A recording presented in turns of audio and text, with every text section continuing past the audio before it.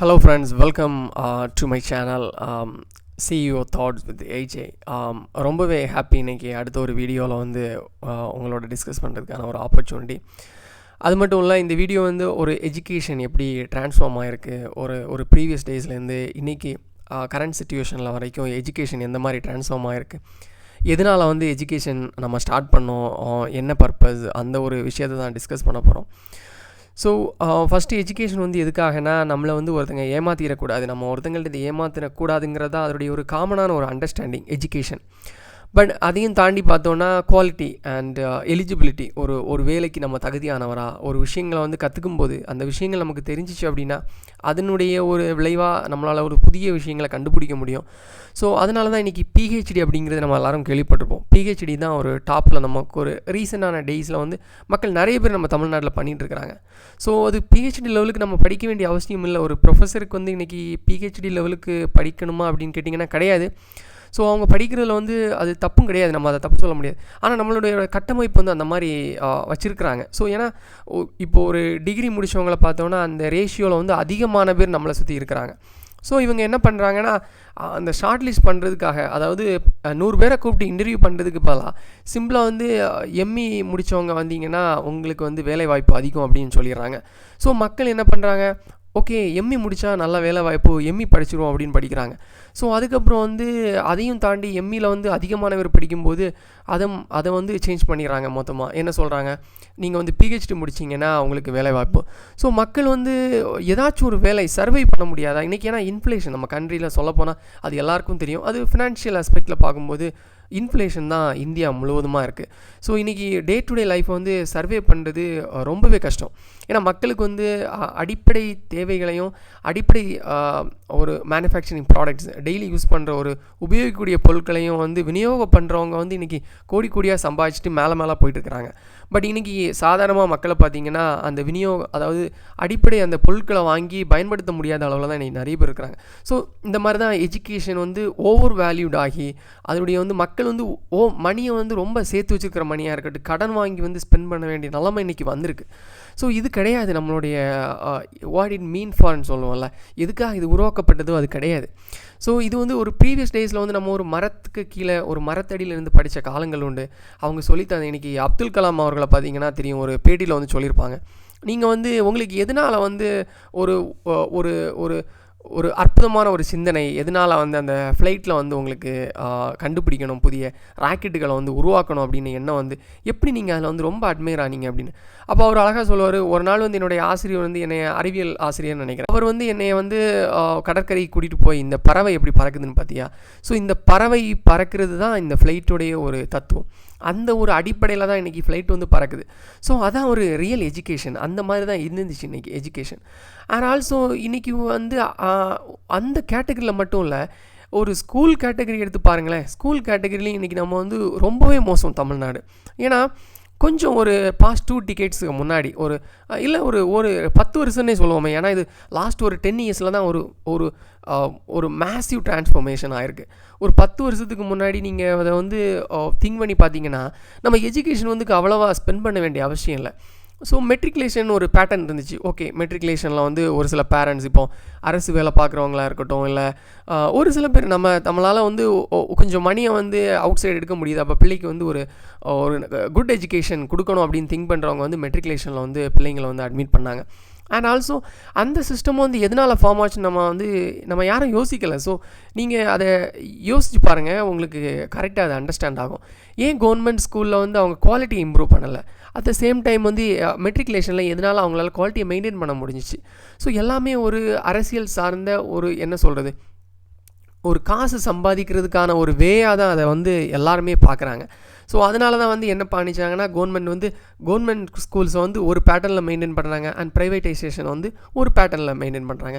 இவங்க வந்து காமனாக வந்து ஸ்கூல்ஸில் இந்த குவாலிட்டி இருக்கணும், இந்த டீச்சிங் மெத்தட் இருக்கணும்னு சொல்லியாச்சுன்னா எல்லா ஸ்கூல்ஸ்லேயுமே வந்து அதற்கான தேவையான அளவில் வந்து குவாலிட்டி கொடுக்க முடியும். ஏன்னா ஒரு ஒரு என்ன சொல்கிறது, ஒரு அரசு பள்ளியில் வந்து தமிழ், ஆங்கிலம், அப்புறம் வந்து தமிழ், மேத்தமெட்டிக்ஸு, அறிவியல், சமூக அறிவியல், விலங்கியல், உயிரியல் இது எல்லாத்துக்குமே வந்து நல்ல எஜுகேஷன் கொடுக்குறவங்களால ஒரு இங்கிலீஷுக்கான ஒரு எஜுகேஷன் வந்து ரொம்ப நல்லா கொடுக்க முடியும். ஸோ அதை மட்டுமே ஒரு ரீசனாக வச்சு தான் நம்ம வந்து மெட்ரிகுலேஷனில் வந்து ஜம்ப் ஆக ஆரம்பித்தோம். ஏன்னா அதாவது ஒரு ஒரு ஒரு பழைய காலம், அதாவது பழைய காலம்னே சொல்லாமே, இன்ஜினியரிங் படித்தவங்கள நம்ம வந்து இன்ஜினியர் வந்திருக்காருப்பா, இன்ஜினியருடைய வீடு வேலை நடக்குது. ஸோ இன்ஜினியரிங் வந்து அதற்கான ஒரு தகுதி வாய்ந்த ஆசிரியர் வந்து நம்ம தமிழ்நாட்டில் இல்லை, நம்ம இந்தியாவில் இல்லைன்னா அதர் கண்ட்ரீஸ்லேருந்து வர வச்சாங்க. அவங்கள வந்து வர சொல்லி பாடம் சொல்லி கொடுத்தாங்க. அட் த சேம் டைம் வந்து நம்ம இந்தியாவிலேருந்தும் அதிகமானவர் போய் வெளியே போய் அவங்களுக்கு என்ன தேவையோ வந்து அதை சொல்லி கொடுக்குறாங்க. அதுதான் வந்து ரியாலிட்டியாக இருந்துச்சு. பட் என்னைக்கு இது வந்து மணி மோட்டிவில் ஆச்சோ, இது வந்து அண்டர் கண்ட்ரோல் யாருமே கிடையாது. முன்னாடி அப்படி கிடையாது. இந்த குவாலிட்டி இருக்குதுன்னா தான் அதை கொடுப்பாங்க. ஸோ அதுக்கு எலிஜிபிளான ஆசிரியர்கள் எங்கேயோ ஒரு இடத்துலேருந்து வந்து சொல்லி கொடுத்தா போதும், அவ்வளோதான். பட் இன்றைக்கி அப்படி இல்லை. அதற்கான போர்டு, அதற்கு அத்தாரிட்டி கொடுக்கக்கூடிய போர்டுமே வந்து கரப்ஷனுக்குள்ளே இன்வால்வ் ஆகி ஸோ எல்லாமே வந்து அன்கண்ட்ரோலபிளாக ஒரு கட்டுப்பாட்டை இழந்த ஒரு செயலாக தான் ஆயிருக்கு. அதே மாதிரி தான் இப்போ நம்ம பிஹெச்டி எங்கே போய் நின்றுதோ அதே மாதிரி இன்றைக்கி வந்து சிபிஎஸ்சிங்கிற ஒரு சிலபஸுக்கு நம்ம வந்திருக்கிறோம். ஸோ ஒரு 10 வருஷத்துக்கு முன்னே யாராவது யோசித்திருப்போமா, நாளைக்கு எஜுகேஷனுக்கு என் பிள்ளைக்கு 10 வருஷத்துக்கு அப்புறம் எல்லோரும் வந்து வேறு எல்லாத்தையும் யோசித்திருப்போம். ஆனால் எஜுகேஷனுக்கு வந்து அதாவது ஒரு ஹையர் செகண்டரி முடிக்கிறதுக்கு வர நான் இவ்வளோ காசு செலவு பண்ணணும்னு யாருமே கனவுல கூட யோசித்து பார்த்துருக்க மாட்டாங்க. ஏன்னா எல்லாருக்குமே தெரியும் ஹையர் எஜுகேஷன் அதாவது ஆஃப்டர் த 12th ஸ்டாண்டர்ட் டாக்டராக இருக்கட்டும், இன்ஜினியரிங்காக இருக்கட்டும். ஸோ நான் ஏன் டாக்டர் மட்டும் இல்லை, தேர் ஆர் மெனி எஜுகேஷன், வேறு மெனி ஃபீல்டு இருக்குது, அது டிபார்ட்மெண்ட்ஸ் இருக்குது. அதை பற்றி அவேர்னஸ் நமக்கு கிடையாது. ஏன்னா குவாலிட்டி எஜுகேஷன் இல்லை. நமக்கு ஒன்லி தெரிஞ்சது கேட்கும்போதே கேட்பாங்க, டாக்டர் ஆகிறியா, இன்ஜினியர் ஆகிறியா, that's the only thing. So அந்த ஒரு டிரான்ஸ்ஃபர்மேஷன் தான். அதுக்கப்புறம் இன்றைக்கி சிபிஎஸ்சி வந்து எதுக்கு எப்படி கண்ட்ரிக்குள்ளே வந்துச்சு, கண்ட்ரிக்குள்ளேன்னு சொல்கிறேன், எந்த மாதிரி ஸ்டேட்டுக்குள்ளே வந்துச்சுன்னு கேட்டால் யாருக்குமே எனக்கு தெரியாது. அதுக்கும் காரணம் வந்து ஆங்கிலத்தை தான் சொல்லுவாங்க. ஸோ இந்த ஆங்கிலத்தை பற்றி நான் அடுத்த ஒரு வீடியோவில் சொல்கிறேன். ஏன்னா ஒரே வீடியோவில் நான் ஆங்கிலத்தையும் பற்றி நம்ம பேசணும் அப்படின்னு நமக்கு அது ரொம்ப ஒரு இதாக இருக்காது. ஸோ என்ன சொன்னாங்க, ஆங்கிலத்துக்காக தான் வரணும். சிபிஎஸ்சி எதுக்கு உருவாக்கப்பட்டுச்சு அப்படின்னா அதோடைய ஹிஸ்ட்ரி பார்த்திங்கன்னா, அதாவது நம்மளுடைய சென்ட்ரல் கவர்மெண்ட் அதிகாரிகள் இருக்கிறாங்கல்ல, அவங்க வந்து எல்லா இடத்துலையுமே மிக்சிங்காக ஒர்க் பண்ணுறாங்க. மிக்சிங்காக மீன்ஸ் அவங்களுக்கு ட்ரான்ஸ்ஃபர் வரும், ப்ரொமோஷன்ஸ் வரும். ஏன்னா அவங்க வந்து ஒரு ஊர் சுற்றும் வாலிபர்கள் மாதிரி அந்த டைமில். ஸோ அவங்க ஒடிசாவில் வேலை பார்ப்பாங்க, மகாராஷ்டிராவில் இருப்பாங்க, தமிழ்நாட்டில் இருப்பாங்க, கேரளாவில் இருப்பாங்க. ஸோ இவங்களுக்கெல்லாம் ஒரு சென்ட்ரல் போர்ட் ஆஃப் எஜுகேஷன், அதாவது எல்லாரையுமே கம்பைன் பண்ணி, ஏன்னா ஒவ்வொரு டைமும் ஒரு பிள்ளையை வந்து ஒவ்வொரு ஸ்கூலில் விடும்போது அந்த பிள்ளையோட எஜுகேஷன் பாதிக்கப்படுது. ஸோ இவங்களுக்காக ஒரு சிலபஸில் வச்சதான். ஸோ அதுக்கப்புறம் வந்துமா நம்ம நீட் எக்ஸாமுக்கு எதனால் அந்த சிலபஸை எடுக்கிறாங்க அப்படின்னா, மற்ற எந்த எஜுகேஷன் சிஸ்டம் வந்து மோரோவர் அவங்க அதை கண்ட்ரோலபிளாக நல்லா ஃபாலோ பண்ணல. இப்போ தமிழ்நாட்டில் பார்த்திங்கன்னா தமிழ்நாடு கவர்மெண்ட் வந்து ஒரு ஸ்ட்ரிக்டாக அதை ஃபாலோ பண்ணி அது ஒரு ரெஸ்பெக்டோடு இருந்துச்சுன்னா அதை தான் கன்சிடர் பண்ணியிருப்பாங்க. ஒரு மெட்ரிகுலேஷனாக இருக்கட்டும், அதுவும் கிடையாது. அப்போ ஒரு சென்ட்ரல் போர்டு ஒரு சிங்கிள் போர்டோட கீழே இருக்கிறத வந்து எடுக்க ஆரம்பிக்கிறாங்க. அதை எடுக்க ஆரம்பிக்கிறது தப்பு கிடையாது. அதை எடுக்கும்போது அந்த தரத்துக்கு நம்முடைய அரசு ஸ்கூல்களில் என்ன சொல்லியிருக்கலாம், அதோடைய பாடத்திட்டங்களை மாற்றிருக்கலாம். அது எந்த அடிப்படையில், அதாவது என்ன அளவுக்கு எஜுகேஷன் கொடுக்கணும்னு கொண்டு வந்திருக்கலாமே தவிர, ஆனால் அதுக்கு பதிலாக புதிய ஸ்கூலை பில்டப் பண்ணுறது வந்து ரொம்பவே மிஸ்டேக் இவங்க பண்ணது. ஸோ அதுக்கு என்ன பண்ணுறாங்க, புதிய ஸ்கூல்ஸை வந்து பில்டப் பண்ணுறாங்க. நியூ ஸ்கூல்ஸை பில்டப் பண்ணும்போது ஆல்ரெடி நீங்கள் ஒரு எக்ஸாம்பிள் பார்த்தீங்கன்னா, ஆல்ரெடி ஒரு கிராமத்தில் வந்து 50 வீடு இருக்குது. அந்த 50 வீட்லேயும் 20 பிள்ளைங்க இருக்கிறாங்க. அந்த 20 பிள்ளைங்க படிக்கிறதுக்குள்ள ஸ்கூல் வந்து நம்ம ஊரில் வந்து ஆல்ரெடி இருக்குது. அதுக்கான ஆசிரியர்களுக்கு வந்து நம்மளுடைய அரசு ஆல்ரெடி பே பண்ணிகிட்ருக்கு. ஸோ அதையும் தாண்டி அந்த இடத்துல வந்து புதுசாக ஒரு ஸ்கூலை வந்து பில்டப் பண்ணுறாங்க. இங்கே எதுவும் மாறல. ஆல்ரெடி வந்து இருந்த ஸ்கூல் அப்படியே தான் இருக்குது. புதுசாக ஒரு சிபிஎஸ்சி வருது, புதிய ஆசிரியர்கள் கட்டமைப்பு அங்கே வருது. அப்போ இந்த 20 மாணவர்களும் தான் இந்த 2 இடத்துலையுமே படிக்கணும். அப்போ என்ன ஆகுது, அரசு தான் இதுக்கும் வந்து பெர்மிஷன் கொடுக்குது. ஸோ அரசு வந்து இவங்களையும் வந்து லிபரேஷன் எதுவும் கொடுக்காமல் இருக்க முடியாது. இவங்கள வந்து ஸ்ட்ரிக்டாக பிடிச்சா இங்கே வந்து ஆட்கள் போக மாட்டாங்க, அரசு ஸ்கூலுக்கு போவாங்க. அரசு ஸ்கூலுக்கு போகும்போது இங்கே தனியாரில் உள்ளவங்க வந்து அரசு வந்து நான் கொடுத்த காசு என்ன அப்படின்னு கேட்பாங்க. ஏன்னா இங்கே எல்லாருமே ஒரு கட்டமைப்பில் நம்மளை ஏமாற்றிட்டே இருக்காங்க. நாம் வந்து குவாலிட்டியான எஜுகேஷன் பெற்றிருந்தா இன்றைக்கி வந்து இந்த நிலைமை கிடையாது. ஏன்னா இன்றைக்கி உள்ள ஜென்ரேஷனில் வந்து நம்ம எல்லாருக்குமே தெரியும், நாம் படித்து இன்ஜினியரிங் முடித்து இன்றைக்கி பிஇ டிகிரி எல்லாம் வச்சுருக்கவங்கள பிள்ளைங்க தான் இன்றைக்கி சிபிஎஸ்சியில் படிக்கிறாங்க. நீங்கள் சொல்லுங்கள், நீங்கள் ஒரு 4 வருஷம் படிச்சிங்களே, இன்றைக்கி உங்களால் இங்கிலீஷ் பேச முடியுமா? ஸோ அது நெவர். ஏன்னா அதாவது யூஸ் டு பி, அதை என்ன சொல்கிறதுனா பேச தான் வரும். அதுக்கான ஒரு வாய்ப்புகள் கிடைக்கும் போதும் அந்த அட்மாஸ்பியர் இருக்கும்போது தான் அது வரும். இன்னொன்று, இன்றைக்கி நம்ம பிள்ளைகளை வந்து இங்கிலீஷ் சொல்லும்போது அவங்களுக்கு இங்கிலீஷ்லையும் எல்லாமே வந்து படிக்க போகிறது கிடையாது அவங்க. அண்டு இன்னொரு விஷயம் என்னென்னா, தமிழில் வந்து அவங்க வந்து கான்சன்ட்ரேட் பண்ணாமல் அது ஒரு மெத்தடை வந்து தமிழில் புரிஞ்சுக்கிட்டாதான் அதை வந்து இங்கிலீஷில் வந்து அவங்களால கம்யூனிகேட் பண்ணி சொல்ல முடியும்.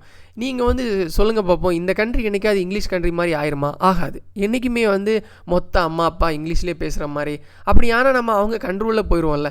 இல்லை இன்றைக்கி ஹிந்தி தான் மொத்தம் பேசுகிற மாதிரி ஆயிடுச்சுன்னா எல்லாமே ஒரு கண்ட்ரோல். அதுக்காக தான் நம்ம வந்து இல்லை எங்களுக்கு தமிழ் வேணும், தமிழை வந்து நாங்கள் தாய்மொழி எங்களுக்கு ரொம்பவே முக்கியம்னு சொல்கிறோம். ஆனால் சைலண்டாக வந்து இங்கிலீஷுடைய ஆதிக்கம் வந்து அதிகமாகிட்டுருக்கு. இங்கிலீஷ் தேவை தான், ஏன்னா இன்றைக்கி எல்லா பாடப்புத்தகம் வந்து இங்கிலீஷில் வந்தாச்சு. ஸோ குவாலிட்டியான இங்கிலீஷ் வேணும். அப்போ இன்றைக்கி எல்லாரும் சிபிஎஸ்சியில் கொண்டு விடும்போது சிபிஎஸ்சியுடைய மோகம் அதிகரிக்குது. ஸோ ஆனாலும் ஸ்டில் கவர்மெண்ட் என்ன சொல்கிறாங்க, ப்ரைவேட் ஸ்கூல்லேருந்து அரசு ஸ்கூலில் சேருங்கன்னு. அரசு ஸ்கூலில் சேர்க்குறீங்கன்னா பிள்ளைங்க வேண்டாமா? இருக்கிறவங்கள வந்து 2 ஸ்கூல்லையுமே ஸ்ப்ளிட் பண்ணி படிச்சுட்ருக்குறாங்க. ஸோ நாம் தான் வந்து உண்மையிலே இதில் வந்து வியப்பாக இருக்கணும். புதிய ஸ்கூல்கள் வரும்போது தயவு செஞ்சு ஆதரிக்காதீங்க. சிபிஎஸ்சி வந்து one of the money motive தான். இன்றைக்கி நீங்கள் வந்து ரொம்ப சிந்திச்சு பாருங்கள். ஒரு டீச்சர்ஸோட குவாலிட்டி எடுத்திங்கன்னா அரசு ஸ்கூலில் வேலை பார்க்குற டீச்சர்ஸுக்கு குவாலிட்டி ஒரு சிபிஎஸ்சியில் இன்றைக்கி வேலை பார்க்குறவங்கள்ட்ட இருக்காது. எல்லா சிபிஎஸ்சியும் சொல்லலை, ஒரு சில சிபிஎஸ்சி தான் இன்றைக்கி நல்ல எஜுகேஷன் கொடுக்குறாங்க. ஏன்னா அவங்க வந்து அவ்வளோ பில்டிங், அதாவது நான் அதான் சொல்கிறேன், 50 பேருக்கு 20 பிள்ளைக்கு தேவையான பில்டிங் ஆல்ரெடி இருக்குது. இதெல்லாமே இத்தனை வருஷமாக நம்ம ஃபார்ம் பண்ணது, அதாவது கிட்டத்தட்ட 50-60 வருஷமாக நம்ம ஃபார்ம் பண்ணி வச்சது இருக்குது. அதை விட்டுட்டு ஒரு 10 வருஷத்துக்குள்ளே ஃபார்ம் பண்ணியிருப்பாங்கன்னா அவங்க எவ்வளோ காசை போட்டு பண்ணியிருப்பாங்க. அந்த காசை போட்டு அவ்வளோ காசையுமே அதுலேருந்து அவங்க ஏர்ன் பண்ணி எடுக்கணும்னா அவங்களால குவாலிட்டி எஜுகேஷன் கொடுக்க முடியாது, குவாலிட்டி டீச்சர்ஸை ஹையர் பண்ண முடியாது. அவங்க வந்து 10,000 ரூபாய்க்கும் 7,000 ரூபாய்க்கும் 6,000 ரூபாய்க்கும் உள்ளவங்கள தான் ஹையர் பண்ணுவாங்க. ஆனால் நம்ம ஸ்டில் அங்கே தான் கொண்டு விடுவோம். ஏன்னா நம்மளுடைய மோகம் சிபிஎஸ்சி, அங்கே படித்தா நல்லாயிருக்கும். No, never. அந்த மாதிரி என்றைக்குமே ஆகாது. இன்றைக்கி நீங்கள் ஒரு சிபிஎஸ்சியில் படிக்கக்கூடிய பிள்ளையோட குவாலிட்டியை செக் பண்ணி பார்த்தீங்கன்னா அந்த குவாலிட்டி இருக்கவே இருக்காது. அண்ட் அனதர் ஒன் திங், அதற்கான வழியை வந்து நம்ம தயவு செஞ்சு வச்சு கொடுக்கக்கூடாது. ஏன்னா திரும்பவும் வந்து ஸ்கூல்ஸ் வரதான் செய்யும். சிபிஎஸ்சியை வந்து இன்க்ரீஸ் பண்ண தான் சொல்லுவாங்க. இனி சிபிஎஸ்சி கிடையாது, இனி இன்டர்நேஷ்னல் கொண்டு வருவாங்க. இதெல்லாமே ஒரு வகையான அட்வர்டைஸ்மெண்ட் தான். தயவு செஞ்சு பிள்ளைங்களை அங்கே சேர்க்காதீங்க. உங்கள் ஸ்கூலில் ஒரு தப்பு இருக்குதா, அந்த கவர்மெண்ட்டை தட்டி கேளுங்க. கவர்மெண்ட்டுக்கு சொல்லுங்கள், இது தப்பு, இந்த இடத்த திருத்துங்க அப்படின்னு கேளுங்க. உங்களுடைய சார்ந்த கட்சிகள்கிட்ட உங்களுடைய மன குமுறல்கள் வந்து சொல்லுங்கள், இந்த மாதிரி இருக்குது, இந்த ஸ்கூலை தரப்படுத்து. ஒரு அரசு அதிகாரியை நீங்கள் வந்து உங்களுடைய தொகுதியிலேருந்து செலக்ட் பண்ணுறீங்கன்னா அவங்ககிட்ட கேளுங்க. ஏன்னா இது இல்லைன்னா என்றைக்குமே மாறாது. இதை நீங்கள் இருந்து ஒரு ரூமில் தனியாக இருந்து ஒரு 10 நிமிஷம் யோசித்து பாருங்கள். இதனுடைய ஸ்கேம், இது எந்த வழியான ஸ்கேம் அப்படின்னு உங்களுக்கு புரியும். ஸோ இந்த மாதிரி எஜுகேஷனுடைய இது வந்து தரம் குறைந்து போக நம்ம வந்து எவ்வளவு தான் டிகிரி படித்து, இப்போ பிஹெச்டின்னு சொல்லலாம், இல்லை ஒரு யூனிவர்சிட்டியே நான் வந்து டாப்பில் இருந்தேன்னு சொல்லலாம். ஆனால் இந்த எஜுகேஷனை வந்து இன்டர்நேஷ்னல் லெவலில் நம்ம போய் அப்ளை பண்ணும்போது நமக்கு எதுவுமே தெரியாது. ஏன்னா நான் என்ன சொல்கிறேன்னா, அறிவுங்கிறது வந்து நீங்கள் லாங்குவேஜ் படிக்கிறதுலையோ இல்லை எதுலேயுமே கிடையாது. நீங்கள் ஒரு விஷயத்தை தமிழில் அண்டர்ஸ்டாண்ட் பண்ணி அது உங்களுக்கு தெரிஞ்சுக்கிட்டனாலே அதான் லாங்குவேஜ். ஸோ ஒரு மெக்கானிசம், ஒரு இன்ஜின் எப்படி ஒர்க் ஆகுது, இல்லை ஒரு காருடைய பிஸ்டன் எப்படி ஒர்க் ஆகுது, இல்லை ஒரு கரண்ட் தயாரிக்கக்கூடிய ஒரு நிறுவனம் வந்து, அதாவது மின்சாரம் தயாரிக்கக்கூடிய ஒரு நிறுவனம் வந்து எந்த மாதிரி இயங்குதுன்னு அதை வந்து உங்களுடைய தாய்மொழியில் நீங்கள் தெரிஞ்சுக்கிட்டீங்கனாலே இங்கிலீஷுடைய பேசிக் தெரிஞ்சால் நீங்கள் சொல்லிடுவீங்க. மற்றபடி நீங்கள் என்ன தான் இங்கிலீஷில் வந்து டஷ்ஷு புஷ்ஷுன்னு பேசினாலும் நமக்கு வந்து கான்செப்ட் தெரியலைன்னா என்றைக்குமே நம்ம போக முடியாது. ஸோ இன்றைக்கி நம்ம லூஸ் பண்ணுறது எல்லாமே அந்த கான்செப்ட் தான். நம்முடைய கான்செப்ட்டு எதுவுமே இல்லாமல் இன்றைக்கி தரம் கெட்டு போயிட்டுருக்குறோம், ரொம்பவே பேடாக போயிட்டுருக்கோம். தயவு செஞ்சு இன்ஸ்டெட் ஆஃப் நீங்கள் வந்து ஒரு ஸ்கூலுக்கு அப்ரோச் பண்ணுறதும் ஸ்கூலில் தேடி கொண்டு விடுறதுக்கு பதிலாக நீங்கள் வந்து இந்த தப்புகளை வந்து அரசிட்ட சொல்லுங்கள். உங்களுக்கு பிடிக்காதவங்க வரும்போது தயவு செஞ்சு அவங்களுக்கு ஓட்டுகளை மாற்றி போடுங்க. யாருக்கு வேணாலும் போடுங்க, தப்பு கிடையாது. ஆனால் ஒருத்தங்க தவறு செஞ்சாங்களா அவங்கள திரும்ப சூஸ் பண்ணாதீங்க. கண்டிப்பாக இந்த விஷயத்தில் ஸ்டிக் பண்ணிடுங்க. நாளைக்கு சமுதாயம், அதாவது உங்களுடைய பிள்ளைங்களை நீங்கள் இன்றைக்கி உங்கள் கண்முன்னே பார்க்குறீங்க, ஒரு குவாலிட்டி இல்லாத எஜுகேஷனை நீங்கள் படித்து ரியலைஸ் பண்ண அப்புறமும் நீங்கள் தான் அதை தான் கொடுக்குறீங்க. அப்போ இனி வரக்கூடிய காலங்களில் எப்படி இருக்குங்கிறத சிந்திச்சு பாருங்கள். So best of luck. Anyway இது வந்து நான் என்னுடைய ஒரு பாயிண்ட் ஆஃப் வியூவில் தான் பேசுகிறேன். தயவு செஞ்சு சிந்திச்சு பாருங்கள். ஸோ ஒரு அருமையான ஒரு நெக்ஸ்ட் வீடியோவில் உங்களை வந்து அடுத்து சந்திக்கிறேன். Okay, bye. See you. Thank you.